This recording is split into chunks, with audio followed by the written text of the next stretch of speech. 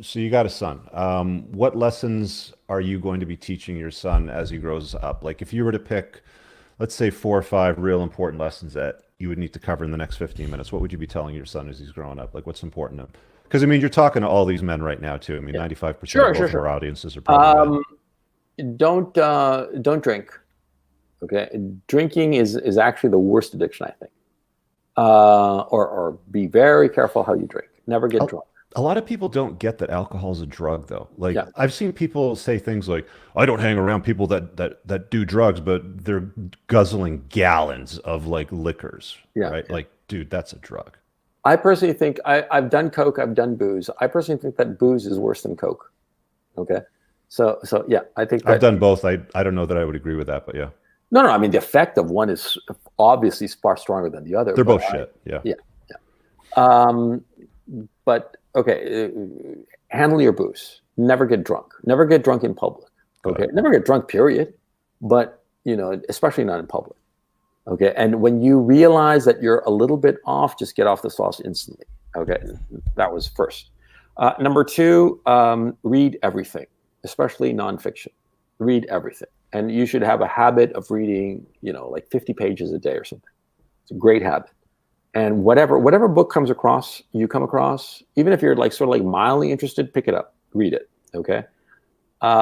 Number three, if question anybody in authority, that Mm, means it's not like automatically doubt them, but ask why they think anything. If the guy knows what he's talking about, he'll be able to give you great answers to whatever doubts you might have. Okay. A guy who says, "Oh, just take my word for it. I'm a PhD from Harvard." He's bullshitting. He's bullshitting. Okay. Because the truth is always obvious and simple. Okay. And so if somebody says X, whatever it is, and you ask them, if they know what they're talking about and it's true, they will give you the explanation instantly. If they are bullshitting you, they're going to appeal to authority, appeal to their own authority or some other authority. Yeah. So always question authority. Okay. Question why somebody's saying something. Okay. Um, get in shape. That's something I deeply regret. When I was younger, I did not exercise as much as I should have, and I ate a lot of garbage, a lot of cheeseburgers, not enough broccoli. I wish I had taken better care of myself when I was younger and done more exercise and more physical activity. I tend to think that I would have also been a lot happier. I think that regular, strenuous physical exercise improves your mood. It's very obvious to me now. When I was young, 19, 22, whatever, I was an idiot in that regard. And I deeply regret that. And I think that a lot of guys, a lot of young guys, if they were, working out, uh, you know, daily sweating at least 30 minutes. I mean, like really sweating. Doesn't matter the activity, running, weights, whatever. But they're sweating for 30 minutes every day. There would be a marked improvement in every area of their lives. what do you do for self-care? Me personally, Yeah. I watch my diet, and I'm actually in the process of losing some weight because I wasn't paying attention. I started ballooning, Mhm. and I'm pretty happy because in the last month or How did you so, notice it? Was it you that noticed it, or was it people in the videos that said something in the comments to you? oh no, I noticed it. Yeah, you You know, noticed it right away. yeah. And no, I've gone down what now about 8 kilos in the last month. Mm.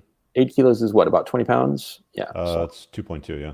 yeah, and I do a lot of walking and I play squash. I mean, because wherever I am, I always have my office uh, between at least a kilometer away and not more than 2.5 kilometers away. And I walk that. Never drive a car to work. And I play squash at least once a week. I play squash, and squash is a great sport. I mean, it really keeps. It's hard on the knees. That's the only problem with it, and my knees are starting to go. But it's a great cardio workout, and it's a very intense sport. By the way, have you looked at using BPC 157 on your knees? What's that? I have no idea what that is. I'll link it for you in the chat afterwards, but it's a peptide. It works really well. I pretty much fixed my knee with it Really? a couple months ago. Yeah, yeah, I had a Oh, really okay. bad left knee. Like I wouldn't even be able to play squash before. Really? Yeah, Yeah. I'll fill you in afterwards. But okay, so that's the self-care. What about the conversation around money and finances? Like, what would you tell your boy? I would tell him never go into debt, never go into student debt. Student debt takes, on average in the United States, it takes people 21 years to pay it off. The average student debt load today is $37,000. Do you think university or college is worthwhile in North America for men? No, no. Waste of time. A waste of time and money. They're What should not they do teaching you instead? anything. They're not teaching you anything. You can have a very fulfilling life without a university accreditation, a fulfilling and successful life. I think that I think it's bullshit that is being sold to young people who don't know any better. I think it's a catastrophe on a social level Hmm. because all these young people graduating with all this debt, they're unable to pursue the lives that they want to lead.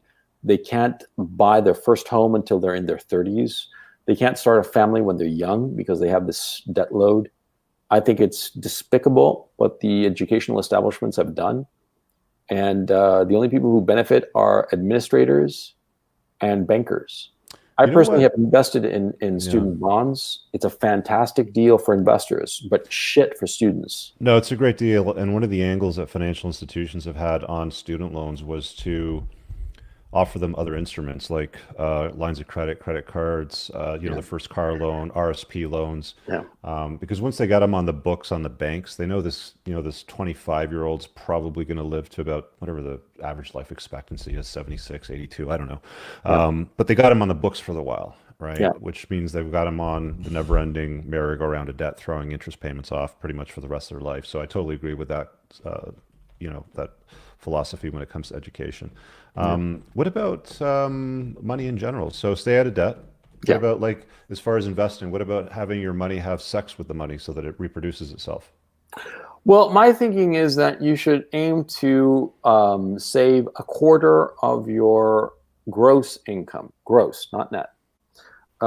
Because here's the thing that you discover fairly quickly once you get into the workforce. See that your lifestyle expands to however much income you have. Hmm. And so If you don't control it. yeah, yeah. And so if you deliberately decide that your gross paycheck, you're going to put away a quarter of it, okay, just put it away. You will quickly accrue a great deal of money. You will quickly put together a very nice nest egg, and you will not feel that you are depriving yourself of anything. Okay, that's the thing that, especially young guys, they don't quite realize because they figure, well, I need to. You don't need anything. You need very little. Always be thinking that you want to get stuff that's like, for instance, you want to get a car that's used because a new car, you drive it off the lot and lost a third of its value. What's the point of that? Okay. You always want to be thinking like, how can I put it? Any expense that you have, you want to make sure that it's worthwhile long-term. Let me give you an example, a specific example. I purchased a motorcycle last year. What kind of bike? I got myself a Ducati Scrambler. I was looking at those the other day. Great. Yeah, I was Great looking at the all-around cafe bike. racers in that series.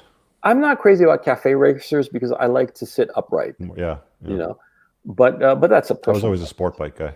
Yeah. I'm not crazy about sport bikes because they scare me. Yeah. No, I'm too old and bent out of shape to ride sport bikes now. Yeah. But no. I had the opportunity to get myself a Ducati 999 sport bike. It was Okay. modified. It was incredibly fast. I took a spin around it. It scared the shit out of me. Life's too short, No, it's so fun to I be love riding those, on a man. bike that scares you. No, I come used- on. Huh? Man, if it can't scare me, the minute that a car or a bike doesn't scare me, that's when I sell it. That's when I'm like, okay, we're Well- done here. This isn't fast enough. No, my attitude is the complete opposite. I want to have a good time and I want to relax. Yeah. I don't want stress. No, I love the adrenaline rush. Like that's my thing still. Oh, okay. No, for me that's that for me, that's just over. I'm just not interested in that. Yeah. When I was like in my 20s, sure, but now I don't want to take it easy. I just want to relax. There's a picture of you here on an electric motorcycle in Oh Amsterdam. yeah, Yeah. yeah. They were test driving it. It's actually right around my house. Okay, and they were like letting anybody like test ride it. It was a lot Yeah. of fun, but it was like 14,000 euros, and I thought Yeah. that, And you can buy like motorcycle for peanuts. yeah. Well, the thing is, the Scrambler I got, right, it was a deal. It was 1 year old. It had less than 1,000 miles on it. It's a 888 V twin, right? It's V twin, 862 cc's. Oh, okay. Yeah, Okay. and nice bike. It's a great all rounder. Yeah. Okay, that's the beauty of that bike. It just does everything very very well. Can you ride it year round in Amsterdam? Like, do you get much snow in the wintertime? Sure. Well, actually, there hasn't been any snow this winter here in Amsterdam. Okay. And no, I don't have it here. I have it in Ukraine. And Okay. the thing is, see, I bought it for $8,500, and it had, like I said, it was a year old with less than 1,000 miles on it. The new one, was 13,000. $4,500 difference, 50%, almost 50, actually more than 50% more than what I actually paid for it. If and when I get around to selling it, I put another couple of thousand miles on it, as a matter of fact. I've really hauled around on it. If I were to sell it, I could get at least $8,000 from it, at least. So basically, I've had a motorcycle for about a year. Yeah, bikes are great transportation tools. I recommend like. Oh no, I don't have it for transportation. I just do it for fooling around, right? Oh, I used to use it for transportation. I mean, for me, like I'd use it to get groceries and everything when I was younger. But I think every young man needs to own a motorcycle. I think it's like a rite of passage, like owning a horse would have been for a boy to a man like 300 years ago. Yeah, they're great. But the point, see, it's as an investment. Would it be nicer to have gotten the new one? Yes. Would it have been nice enough to spend $4,500 more? No. And here's the key issue. The guy who bought it before, who bought it new and put less than 1,000 miles on it, he had to eat those $4,500. No, I agree. When I sell the bike, I'm gonna lose $500. Big deal. It cost me $500 to have a year-round on it, and that's assuming that that's the low end of the sale, because I already talked to the Ducati dealer. Cheap on insurance, cheap on maintenance. They're great. And the thing is, see, but this goes for everything: a car, a house, whatever. Okay, because a lot of times you get suckered in to buying things that you do not need, or you don't recognize that the depreciation of something is so high that it's not worth getting. And that's the thing: depreciation. Pay attention to the depreciation of anything, any asset that you buy. A lot of times kids don't pay attention because it's new, it's shiny. Can I get a Ferrari today? Yes. Would I get one? No, because the second I drive it off the lot, I'm going to lose $120,000.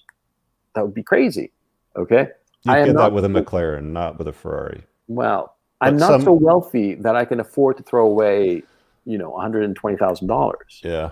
I don't think there are some cars that you can make some money on, but they're pretty few and far between, and they usually only offer those vehicles to lifelong customers of the brand. Yeah. Like there are Ferraris that you can buy that you can drive off the lot, and they're worth like $250,000 more than what you paid for it. But you had to buy 6 other Ferraris from the brand before they'd even offer it to you. Yeah. But yeah.